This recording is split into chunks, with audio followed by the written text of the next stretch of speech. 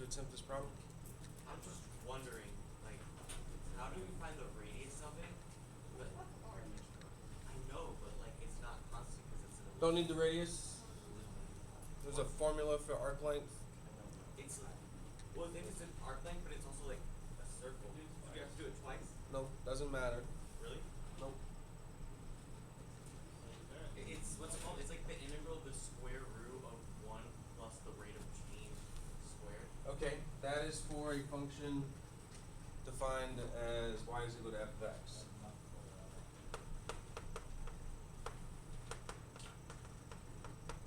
Arc length, the integral from a to b, square root. Oh wait, we had a formula for this. I just wasn't paying attention. Do you not remember it? It's just x Right. t squared So, plus y. yeah, you could use this, but you would need to eliminate the parameter first. How would There's another way of finding arc length using the parametric why did I not look at my notes? functions. We didn't learn this last time. Yes, we did. It's in my notes.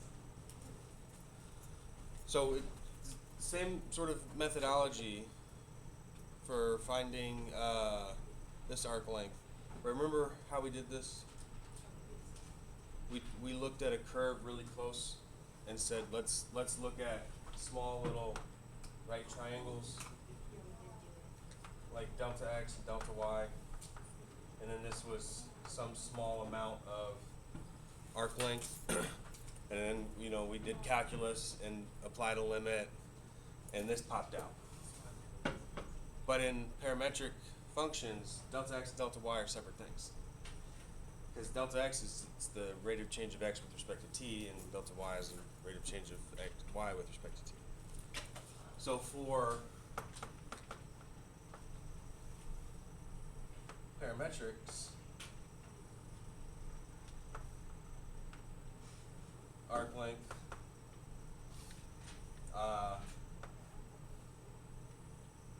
this is like t sub 0 and t sub 1.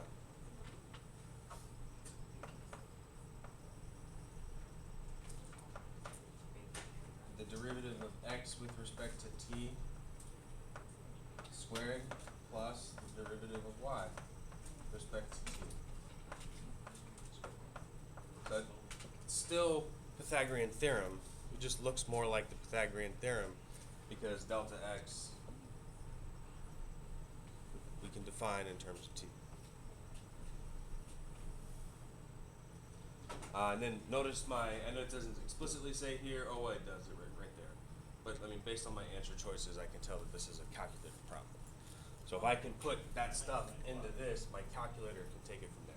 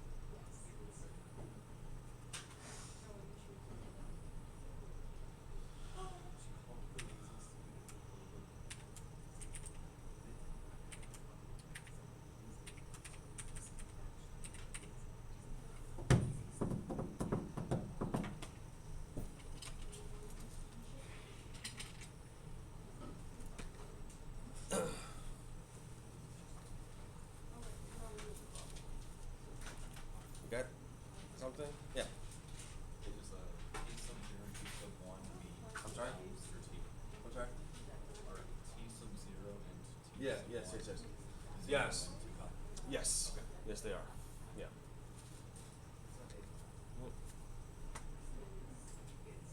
Yeah. So graphically, the difference between finding the arc length, a function like this and a function like this, is here you're finding the arc length between these two x values. But that's because in a function, Cartesian function, y is equal to f of x, x is my independent variable. Right? So it tells me what my function is. In parametrics, t is my independent variable. So I should be integrating along that independent variable. Because t is what defines points x and y.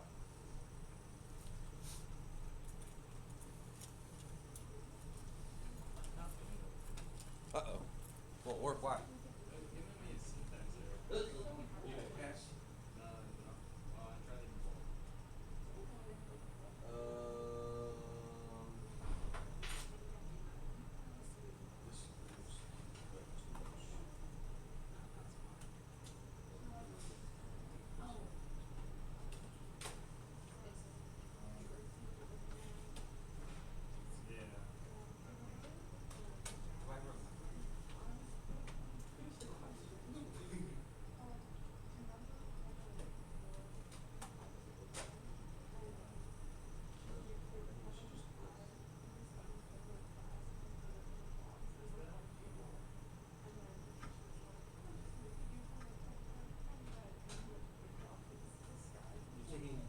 These are derivatives. Yeah, I forgot. Yeah.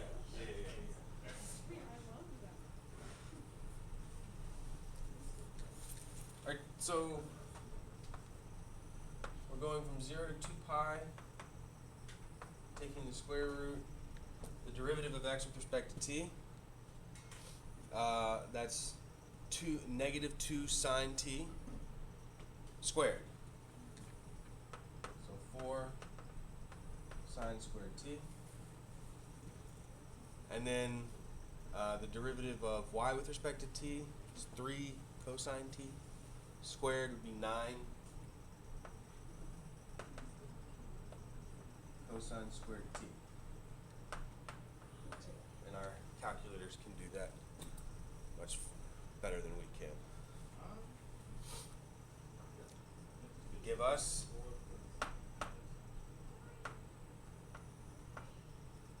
15.865 something.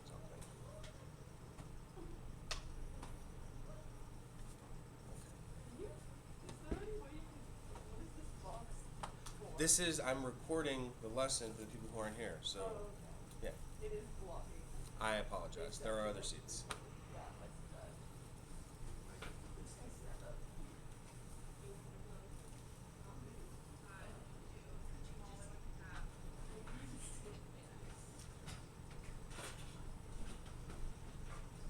But in order to be able to get a nice amount of screen or chalkboard,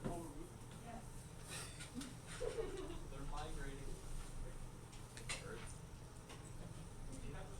okay.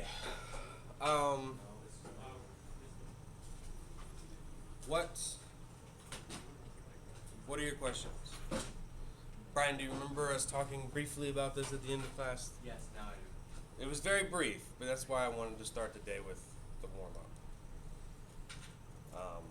It was like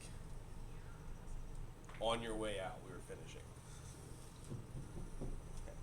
So just the major points to remember about parametric functions.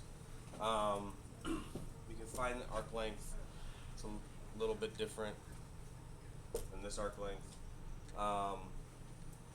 You could still, you can still use this formula, but you have to eliminate the parameter from your parametric equations. And what I mean by that is combine them in a way where t is no longer the independent variable, x or y is the independent variable. In doing so, you don't always get back something that is a function. Because the nice thing about parametric functions is that they can create these curves that don't pass the horizontal line or vertical line test, and still be considered functions. So, okay. What I'd like to do today is press on and talk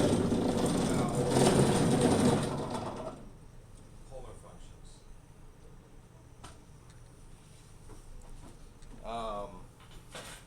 So we have polar functions, and then we'll talk about the area between curves of polar functions defined by polar functions, the class after. And then we'll talk about vectors a little bit. You'll see how closely related vectors and parametric functions are. And then we're essentially done with our content. We may, I don't know, we definitely have an assessment about this unit, but it may or may not happen before or after the AP exam. Just kind of depends on where we're at and how close we are.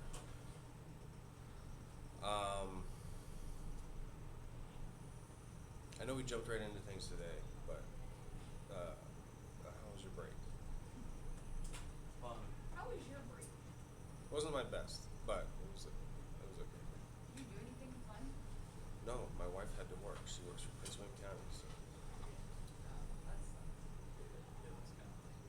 yeah, so she's off this week. I was off last week. Our kids are still in school, so I was sick a lot of the break, and of course it rained every day. So I don't know. I mean, yeah, there wasn't much you could do unless you were just out of the state. Well, I mean, no, that's not true. I like Virginia. Virginia is a fantastic state. Wait, what? Oh yeah, last week it was kind of poopy. But yeah, normally I would have gotten out into the yard and done some yard work and stuff, but that wasn't that bad. Anybody else do anything cool? Mr. Sutherland, I saw Virginia Tech, and I want you to know that the food there is not as great as people hype it up. Ooh. Where did you eat? It was Weston. The West End Market. Yeah. Okay. At the That's some of our best stuff that we have. Oh, really? But you have to consider, was it better than cafeteria food? Okay, well, yeah. Because cafeteria food Yeah. oftentimes is what you will find on college campuses. And then it also started to snow. It's quite- Yeah, that doesn't surprise me. It doesn't? No, It's like April, though. doesn't matter. It's Blacksburg. I went there too. I love it. Yeah, we can. I think we can tell from your entire outfit. No, it's Blacksburg. You need to be prepared for snow at any time, any point of the Anytime? year. Oh yeah, August? June, whatever. Wow. Snow is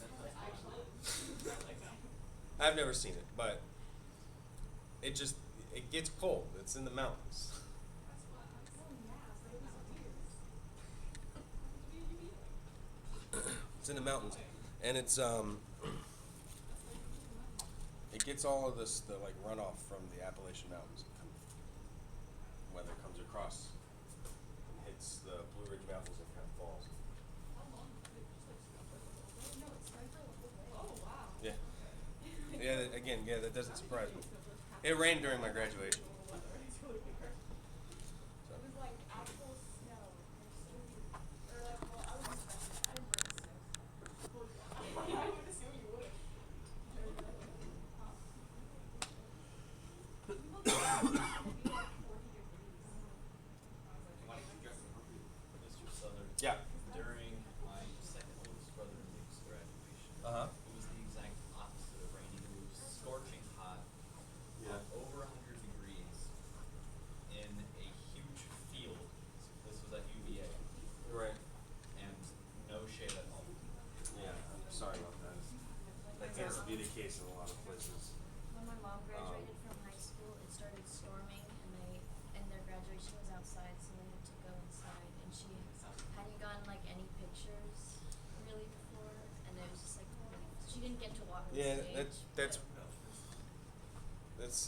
that's why Fairfax pays George Mason $17,000 for every one of our schools that graduates out of George Mason. You're For welcome. each student? No, for each school. It goes up every year, but last I heard was like 17.5 for 3 hours of time. Yeah. Otherwise, we could have graduation here at Robinson, it'd be free. The only problem is, huh? Do you have to go to graduation? I did last year. Oh, really? Oh yeah, it was like down the street from my house. Had to go or What? did You go? had to go or you did go? I did go. Yeah, okay. I mean, I had to go, but I didn't mind going.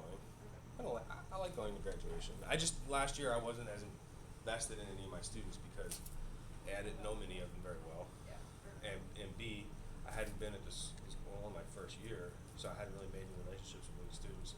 So all the graduating seniors, is bye.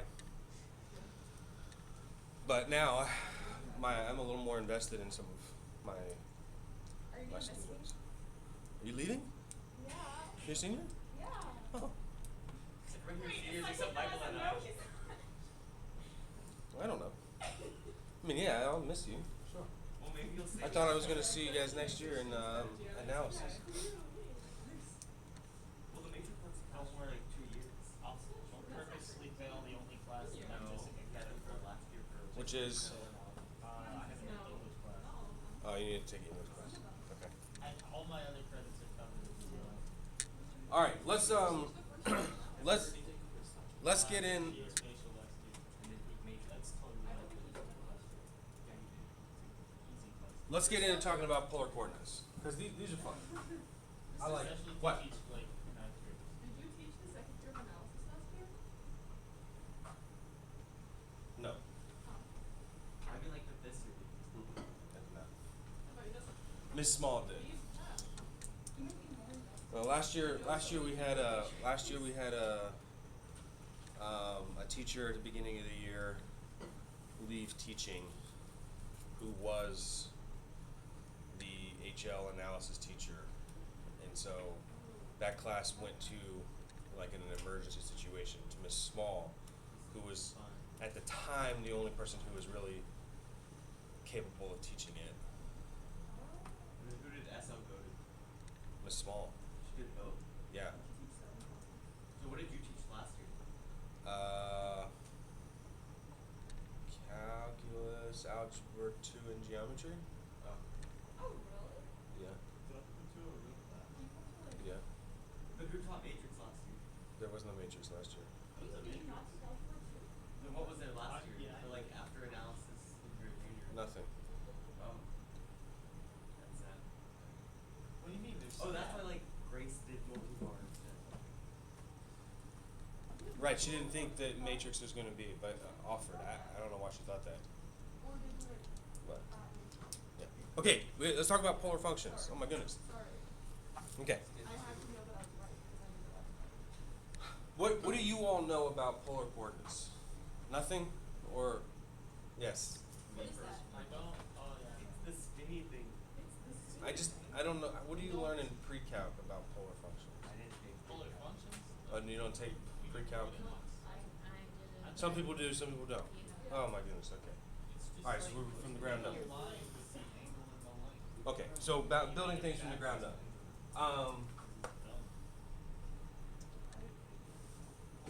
You have to be conscious of the video today, so everything might be yellow.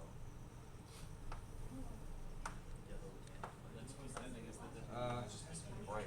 It has to contrast so people at home can see it. Okay, so what we're doing is we're redefining a coordinate system to not be the Cartesian rectilinear coordinates that we have become used to, and instead define them using polar coordinates. So a point that was x comma y in the past,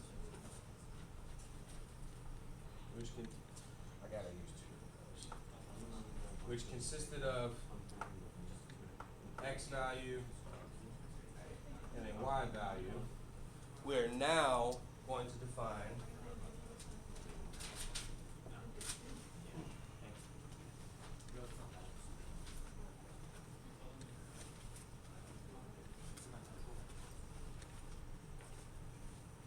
With a radial measure and an angular measure.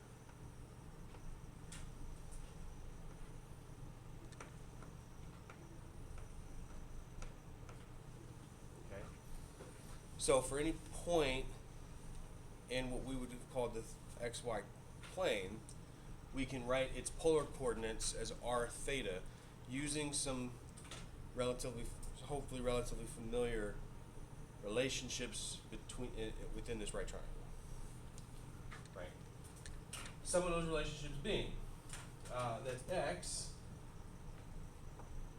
is equal to r cosine theta, and y being equal to r sine theta.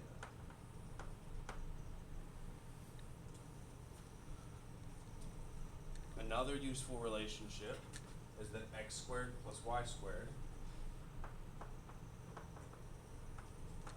is squared.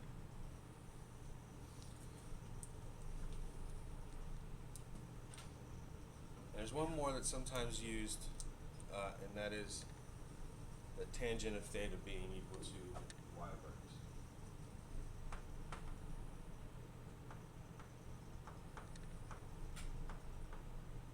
So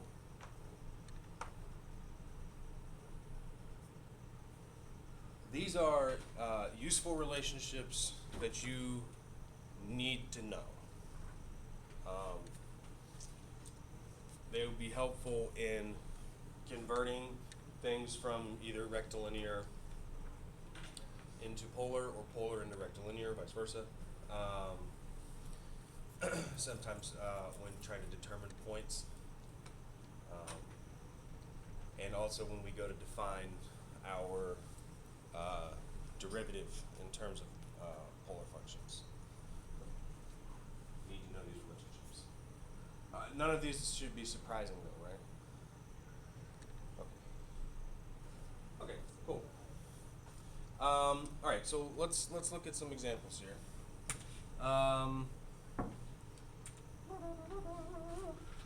So what if we said find the, how far can I go? Not much further. All right, come back here now.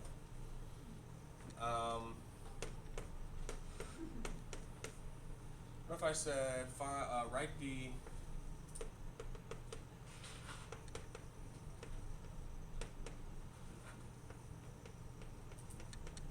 polar chords for the point -2, 0. Okay, we'll do a few.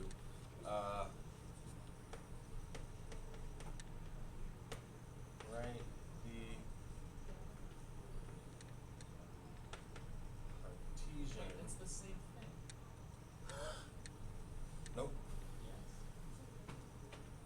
Nope. Yes.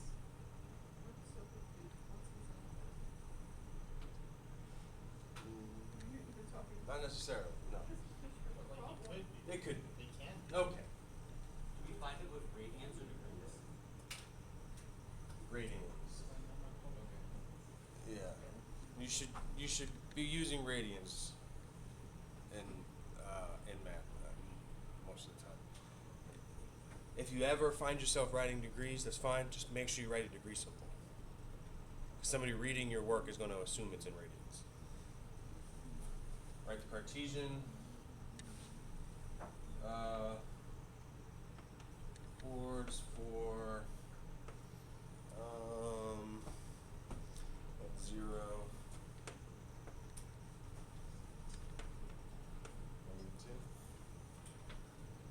Let's see, one more here.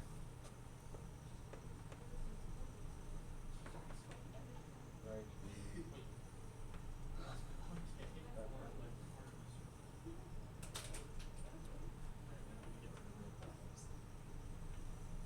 see, polar coordinates for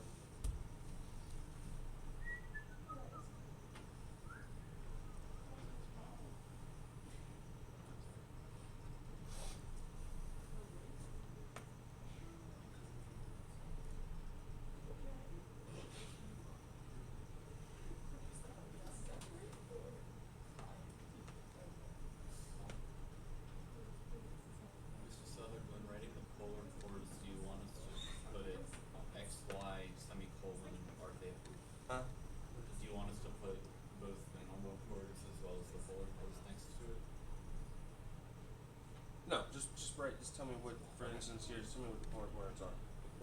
Is your southern? What? Does it say polar coordinates? Yes, Okay. chords. I didn't write coordinates. Oh. Not like chord, like corduroys. I noticed you guys abbreviate. Probably.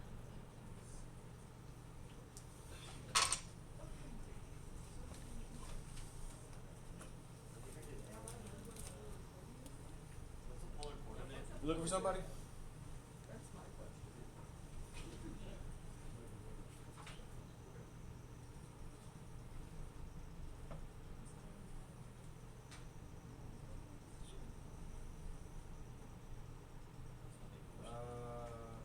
They're not here. They may be in Northern.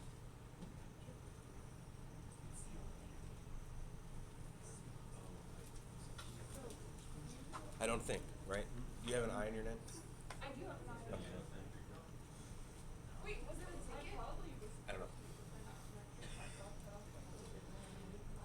I was in the library yesterday and all the like IP chips gathered around R and I'm like, I think it's the new school security guy, but a cop just walks in. It's like I'm looking for someone. Mm. In what class? Just in the library where all the IP chips are. And apparently the girl just like lost her phone. Yeah, that could easily be what's happening. The cop rolls in, we're like, okay, someone's in trouble. All right, Patrick, explain to us what you meant by they're the same. Well, I mean, they're not like the XY coordinates and the polar coordinates can be written as the same set of two numbers Okay. How? by writing -2 on 0. Okay, so what you're telling me is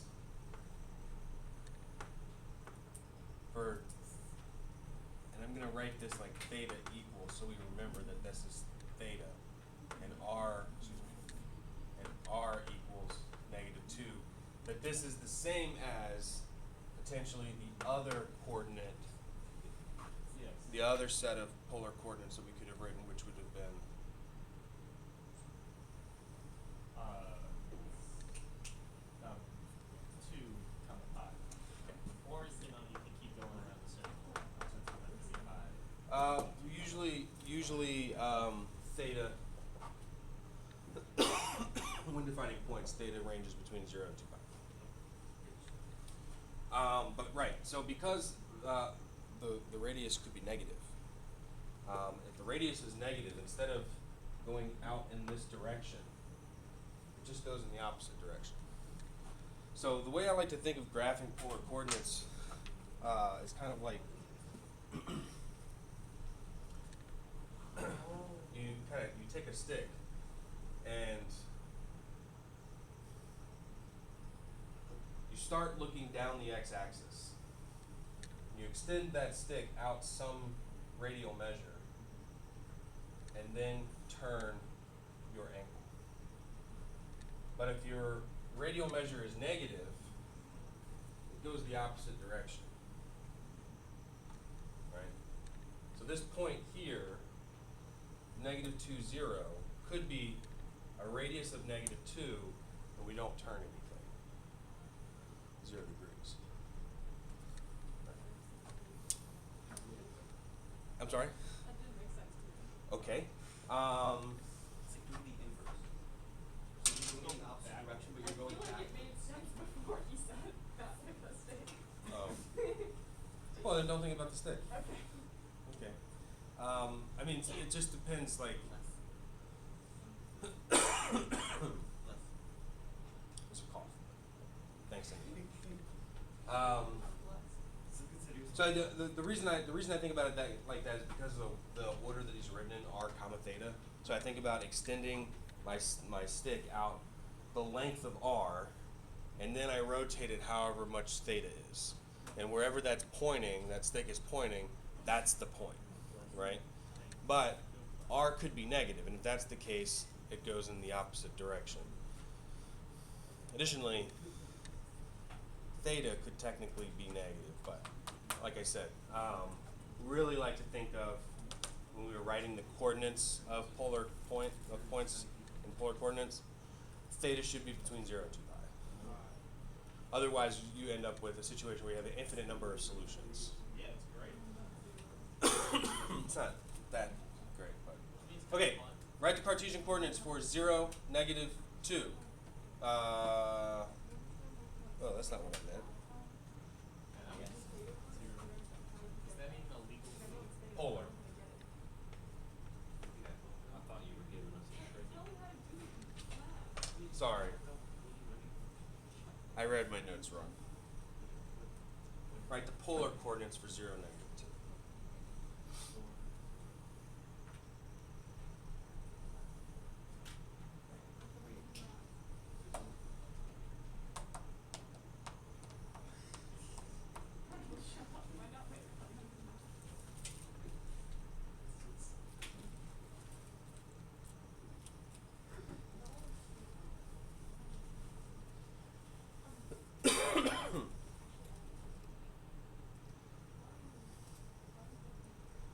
I had a microphone. Mr. Southern, I understand, right, that Mm. 0 and pi are theta. I don't know how you got that it's 0 and pi, though. I don't know how Remember you your Okay. unit circle. Okay. remember your So Radius measures. So let's see. This point we're saying is written in Cartesian form. So where is -2, 0? It's over here. Okay. Okay. So from the positive x-axis, theta is either pi, which would make the radius 2, right? Because if I'm looking down the positive x-axis and I turn pi and then go that way a magnitude of 2, I'd be at the point -2, 0. Or looking down the positive x-axis, I could not turn. So 0 degrees for theta, and then walk backwards 2. So negative r, negative radius. And that would put me at the same place. Does that make sense? Okay. 'Cause I think your question was you didn't understand how to get 0 and pi. And it's just because this point, depending on if you're walking backwards or forwards, is either 0 degrees theta, 0 radians, or pi radians. Okay, what about 0, -2? That's down here.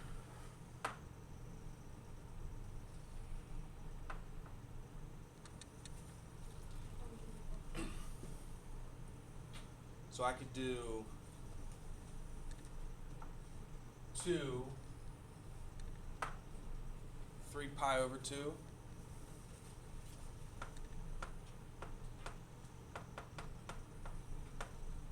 But I could also do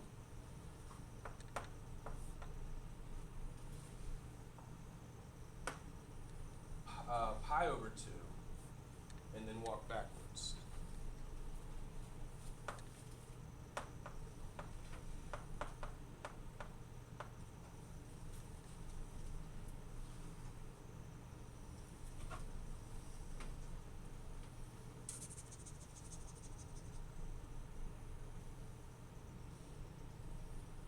Right. And the last one I tried to make up on my own without the use of my notes, so hopefully it worked out okay.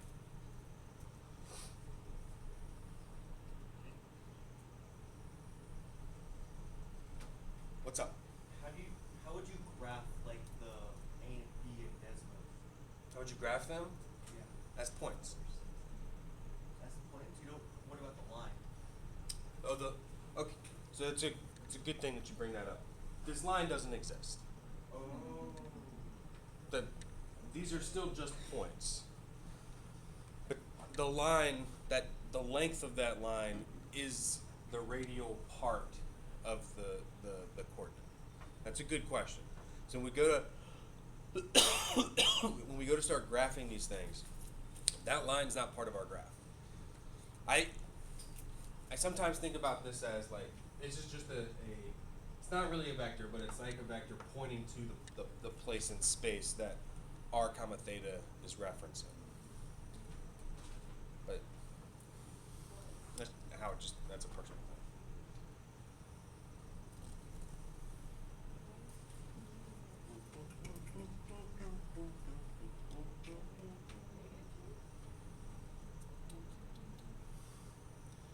Yeast.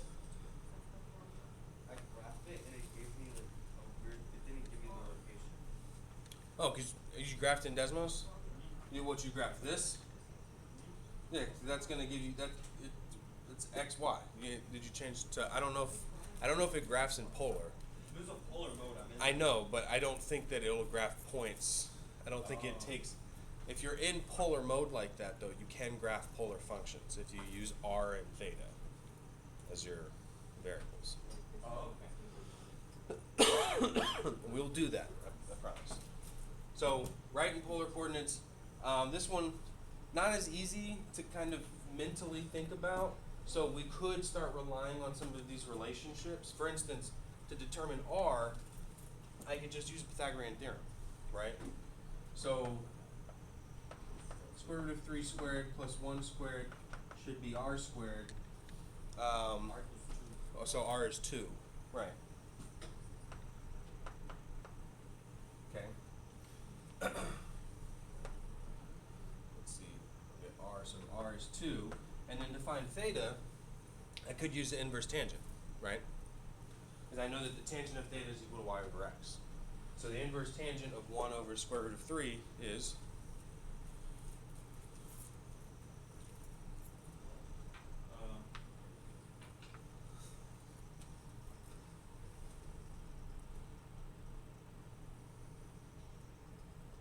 Square root of 3 over 4.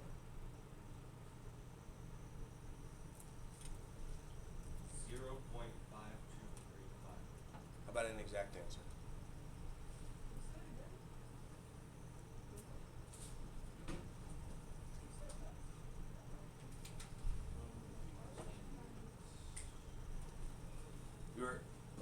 I'm asking what the inverse tangent of 1 over the square root of 3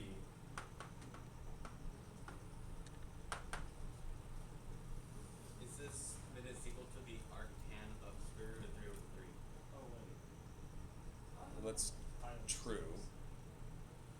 6. You're just rewriting this.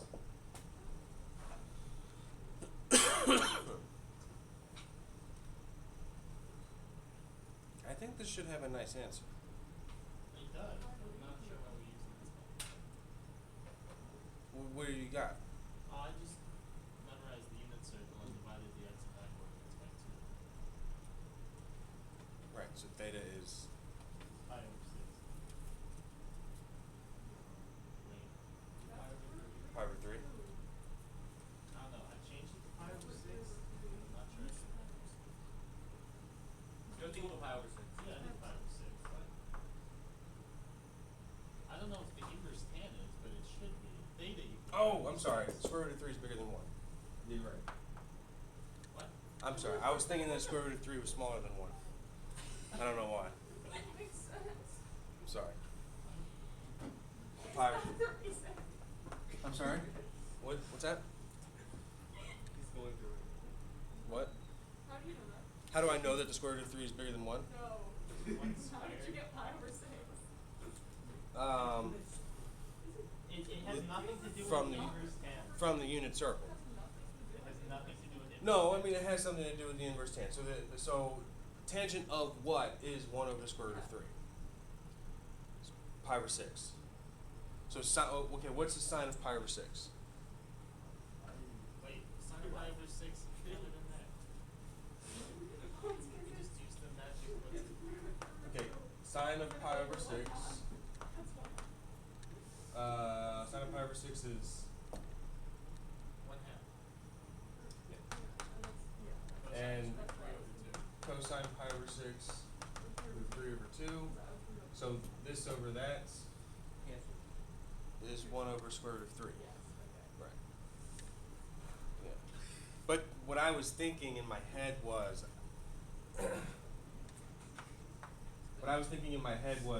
oh, the square root of 3 is smaller than 1, so it's got to be 60 degrees. But that was a silly thing to think. So,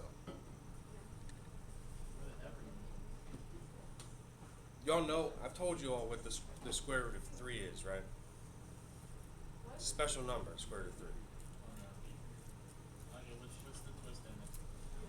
It's 1.732. Keeps going. It does, but it's a good approximation if you need to know what something times the square root of 3 is. You know what is special about the number 1.732? 1732 is when George Washington was born. Why? Is it really? Yeah, Oh. it is.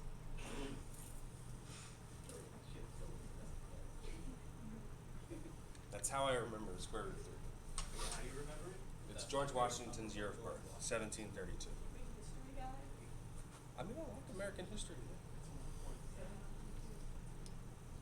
Okay, what questions do you have about converting from Cartesian to polar coordinates? If I teach this to like a ninth grader, Oh, I'm sorry, you're right. Let's do that. So we found this one. So what we need to find is the opposite side, negative. Which is negative 2 and then 7 pi over 6. Right.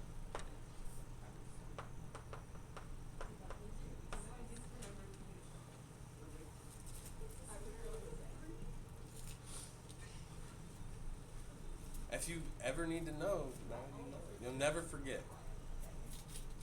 My high school geometry teacher taught me that, and I have not forgotten to. Forgotten what? My high school geometry teacher taught me that fact. Oh, the George Washington one? I'm gonna be 80 with dimension. And I'm gonna You'll be like, still know what the square root of 3 is. All right, I want to look at some graphs of polar functions. I'm going to erase this. Wait, no. It's okay, it's being recorded. Oh yeah, that's true. Are you gonna like just upload it to YouTube or something? Probably the easiest thing would be put it on YouTube and then put a link on Schoology to YouTube. Okay, so a few things we want to graph. R equals 2. B. Theta equals pi over 3. C. Secant theta. And D. 2 cosine, what do we want? 3. Theta. Okay, so these are the things that we're going to look at exploring the graphs of. why did we skip straight to O? Theta, No, like A, B, O. that's a C. Huh. Silly me. Okay, so we need to talk about A and B because these are sort of your analogous things in Cartesian to what does x equals a number look like, what does y equals a number look like. And in Cartesian coordinates, what r equals a number looks like is, I think it's all of the points in the plane where the distance from the origin, by the way, the origin in polar equations is called the pole. Does that mean there's an opposite pole? Somewhere. No, there's not. It's a monopole. Because this is go back. So distance from the pole is constant. So what does that shape look like if I was at the pole and I found all of the points that were the same distance from the pole? A circle. A circle of radius 2. Now, that's that's a nice intuitive way of getting there.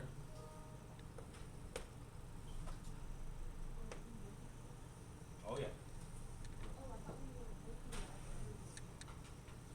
at Okay, that's a nice intuitive way of getting there. But we can also use those necessary relationships between Cartesian and polar coordinates. If r is equal to 2, well, I know that r squared is equal to x squared plus y squared. Wait, this looks a lot like parametric. And if r is 2, then that means that this is 4 equals x squared plus y squared. Which hopefully we know from geometry is the equation of a circle. I feel like I learned that like algebra.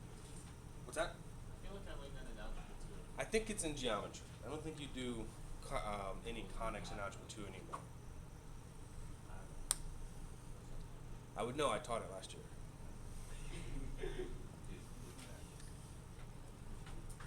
Do you teach honors or normal? No. I teach whatever I'm told to teach. And I'm told to teach what to teach by myself, so I teach whatever I Oh, want. so you get to pick? Not really. I mean, I have a hand in it. Then who gets like the final say? My administrator.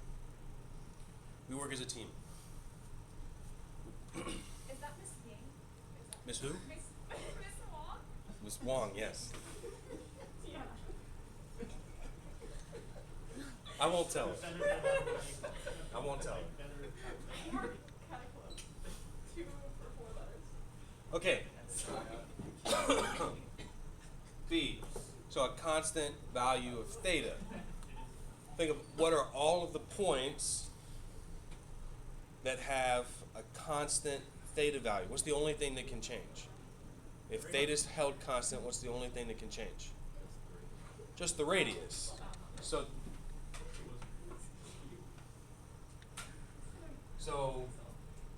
here's a value, here's a point that is pi over 3 from the positive x-axis. Where's another point that's pi over 3 from the x-axis? Anything along that line? Along that line. In fact, anything along this line that forms an angle pi over 3 with the positive x-axis is going to satisfy this. Now, the values that point in this direction are values of positive r, negative r, negative radius. But again, to get there through our necessary relationships is that we know that tangent of theta is equal to y over x, and if theta is always pi over 3, tangent of pi over 3 is square root of 3.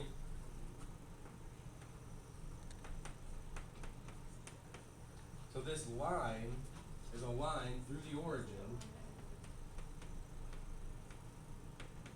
with a slope the square root of 3.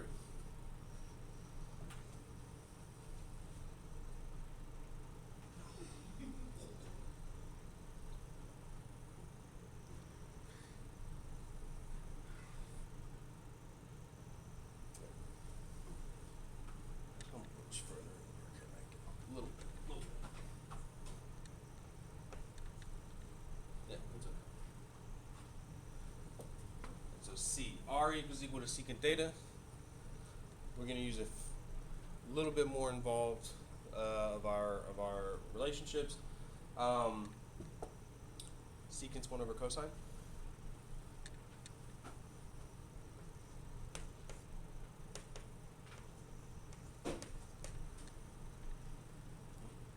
And we know that, for instance, x is equal to r cosine theta. So cosine theta could be written as x over r. Or r over x could be 1 over cosine theta.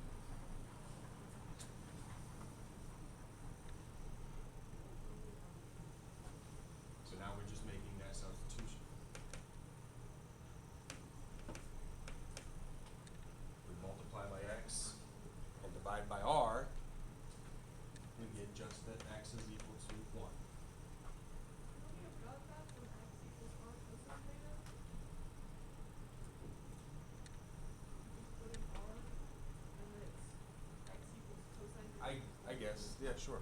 I just didn't think about it that way. Yeah.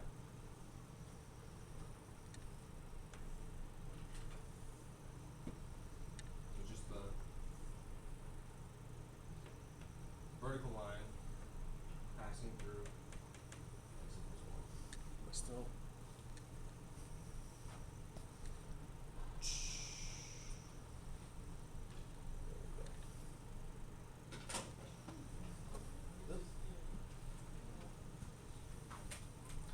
All right, and then D. D's quite the step up. I'm actually going to erase A and B so we can have a little bit more space. D's one of those things. Has anybody have any experience with these kinds of graphs? Does it go in the spending thing? Not quite. Okay, so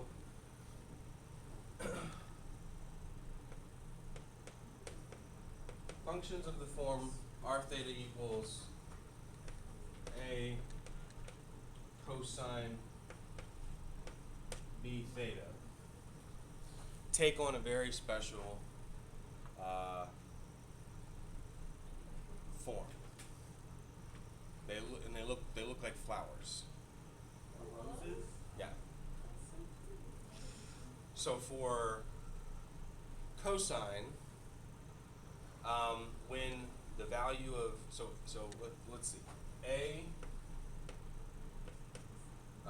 determines the length of the rose petal.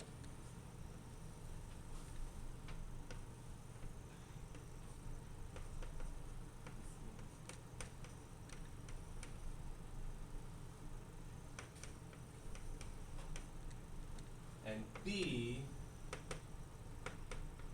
if odd, equals the number of petals. Why does it have to be on?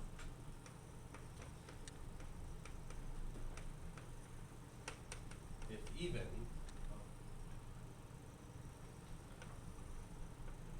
equals half.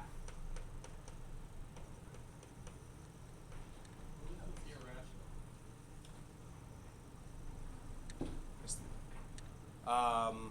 If it's not just irrational, but a rational value that's not an integer, then you have petals that overlap. Yeah. So for us,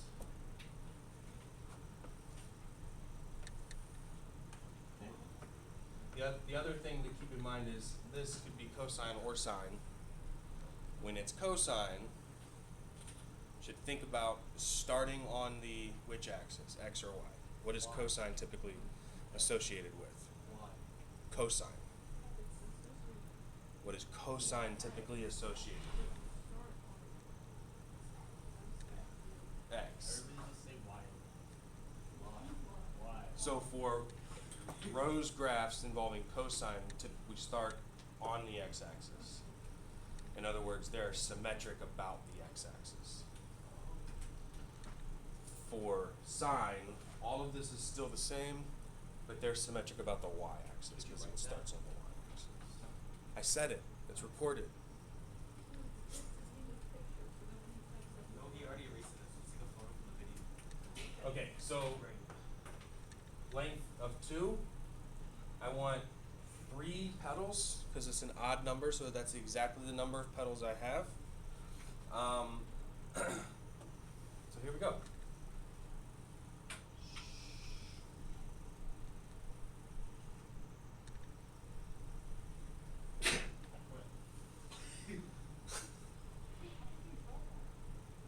With his hand? With my hand, exactly. No, but I wasn't looking at how you started it.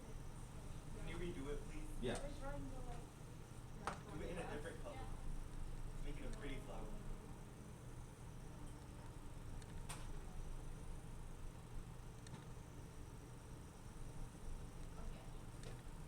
Now, these all intersected the origin, one big point. And that's not a function. Exposed. No, I guess not in the sense of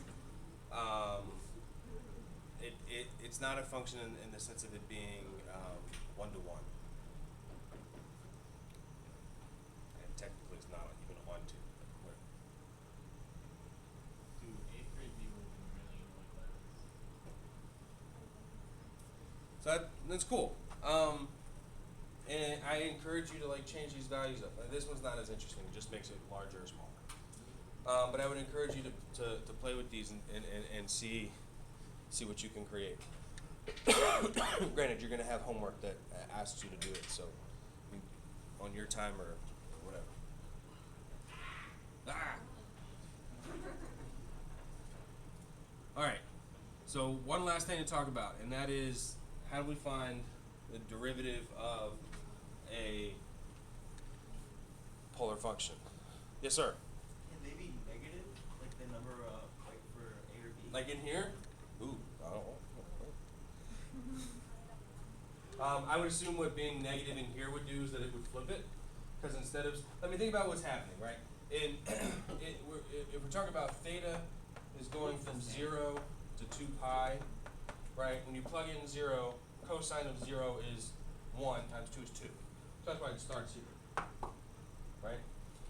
So what we've done is we've taken this sort of like circle situation and we kind of collapse it in on itself the number of times that this is, right? So when I get to, say, pi over 2, right, where cosine would typically be 0, it's not pi over 2, it's 3 pi over 2. And cosine's still 0, it's just we're further around the unit circle than normal, right? So 0, pi over 2, actually pi over 2 I think is could be here.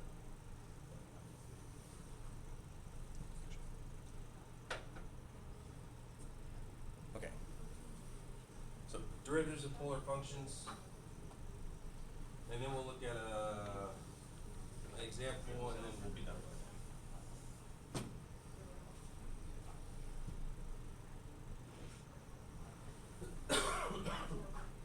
Okay, now let me clarify. When I say the derivative of a polar function, I don't necessarily just mean like there is given the some function r of theta, right? We could find r prime. Which is dr d theta. But dr d theta tells me the rate at which the radius increases as theta increases, which is not necessarily, well, it's not the slope of the tangent line to the curve. So yes, this is still a derivative. It's just we want to be able to also define how can we find the slope of a line tangent to a curve that's defined as a polar function. So what that is dy dx. So what we need is a way of writing our function in terms of x's and y's. We know that x is equal to r cosine theta, and that y is r sine theta. If I've been given a function r in terms of theta, or r of theta, then this r is that function.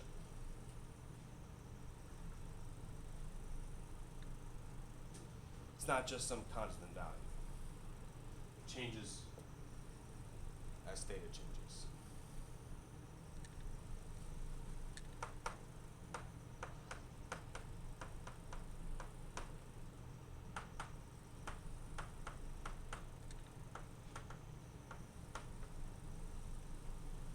So now I have everything I need. We can find dy d theta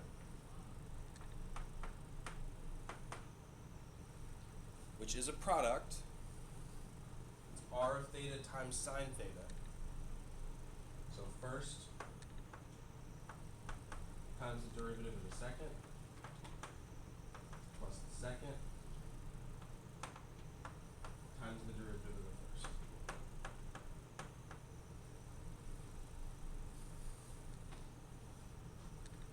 And we can find dx d theta.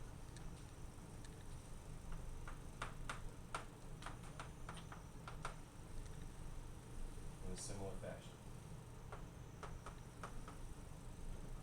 Times the derivative of the second plus the second times the derivative of the first. Now to obtain dy dx, we just need to combine these things. So that should say right? Because Mr. Leibniz gave us this beautiful notation to use. Allows me to say that like dy d theta over dx d theta reduces to dy dx. Why is it not for dy d theta? Why is it not r theta cosine theta minus r prime theta? Because the derivative of r theta is not necessarily negative. Right? So first times the derivative of the second. So second sine theta. The derivative of sine is cosine. Plus the second sine theta times the derivative of the first. There's no negative. Maybe he's talking about the other one where it's dx d theta. You're talking about down here? Oh, there's a negative there in C.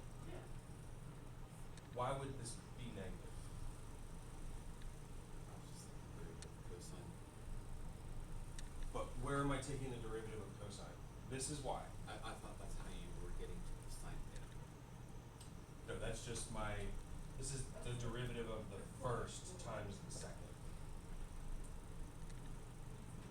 Sure. Yeah. Okay. Yeah. Alright, so dy d theta is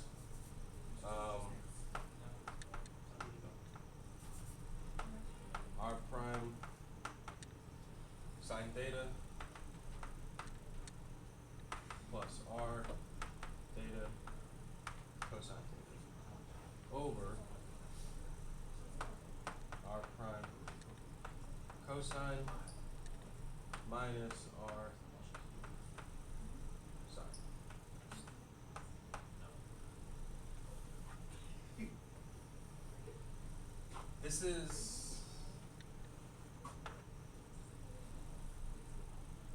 This is a formula that you either A, need to be able to compute or derive, or you need to commit to memory. And commit it to memory. It's not that difficult a formula. if you have an E. Because that's Then commit it to muscle memory. Simple as. and you should have flip flops. Yeah, like that guy from Putnam County Spelling Bee. Yeah. Has anybody seen that play? No. Oh. Madison's putting it on. Oh, they are. But one of the characters in the play, when he spells out words, he writes it with his foot first, because he's committed all of his words to muscle memory. Okay, cool. Let's do one example, and we'll call it a day. Please do not erase that. Ah! Picture of it. Being recorded. All right, I got the picture. I'm sorry. I'll write it down again. I'll write it down again for you. I'll write it down. Just like write it down. Let's see.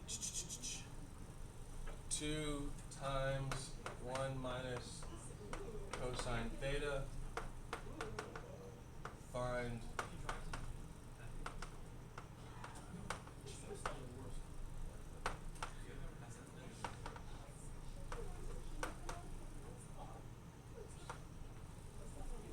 so find all the horizontal and vertical tangents. This will be the last thing that we do. We may not. We'll look at what the answer is next class. And then for those of you who were asking, dy dx r prime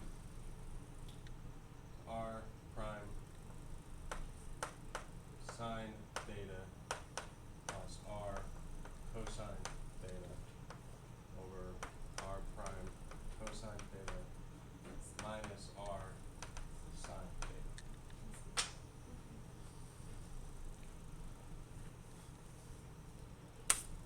Okay. We'll get our answer next class. So. To that question? Yeah. I invite you to work on it now, but you're not going to have time to like go through the entire problem. Yes. Looking at these graphs, Mm. and I told it to make r equals 3 cosine of 1/3 theta, and it looks weird. Let me check the thing. Let me check it out. Oh yeah, that's it. That's right. That's a limit sum. Limit sum. Okay. That. So the reason that it looks that way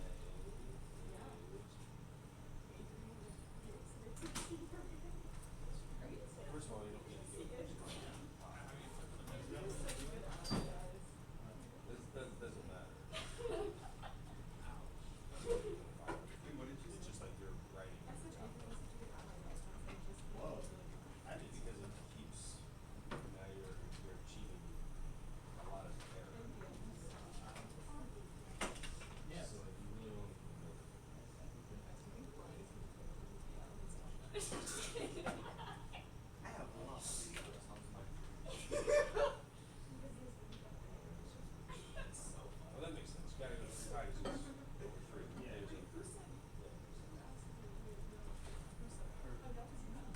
So just work it out.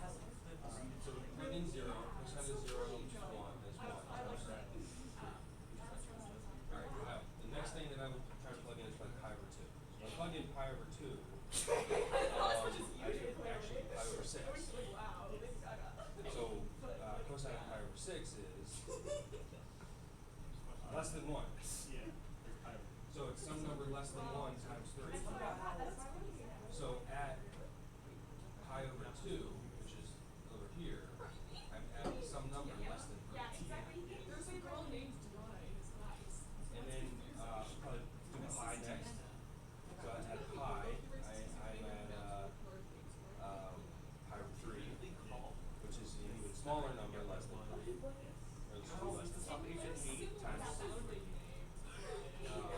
So that's why this is getting much shorter around. And then we keep going.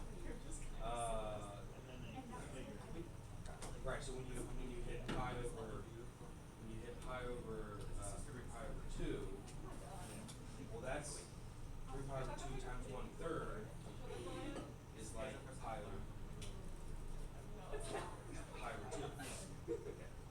So pi over 2, I should be at 0, so that's where I am here.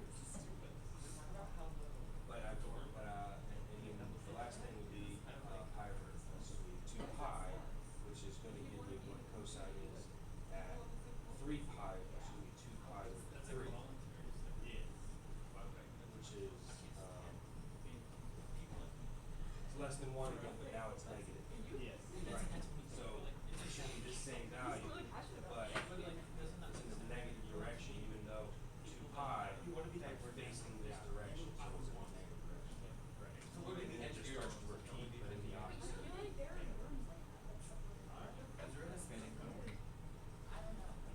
Yeah.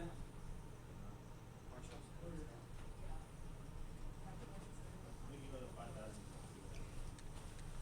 See you next class.